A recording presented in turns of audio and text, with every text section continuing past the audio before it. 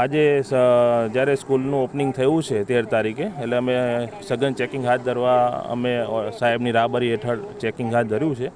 અને એમાં જે નિયમ મુજબ છે કે 12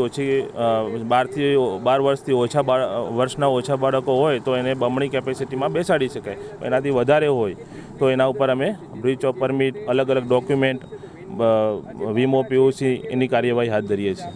વિદ્યાર્થીઓને કેપેસિટી કરતાં વધારે બેસાડવામાં આવેલા છે. હાલની જે મેમો બને એને અમે કાયદાકીય કાર્યવાહી કરેલ છે. 10,000થી માંડી અલગ અલગ ડોક્યુમેન્ટના અલગ અલગ દંડ હોઈ શકે. લગભગ 15થી વધારે છોકરાઓ બેસાડેલા છે. આ સ્કૂલમાં જ્યાં સુધી નિયમોનું પાલન કરતા ન થાય ત્યાં સુધી એનું ચેકિંગ સાહેબની રાહબરી હેઠળ કરવામાં આવશે.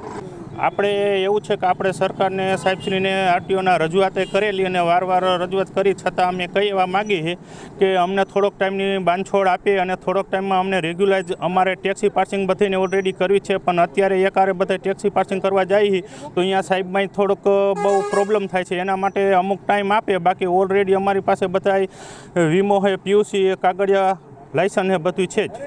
એવું છે કે સરજી કે સીટ હોય તો સીટમાં તો કમસે કમ 5 થી 6 વિદ્યાર્થી જ બેસી શકે. તો બાકડા છે તો એમાં વ્યવસ્થિત અમારે 10-12 વિદ્યાર્થી બેસાડી શકે તો અમારી રોજીરોટી ચાલે.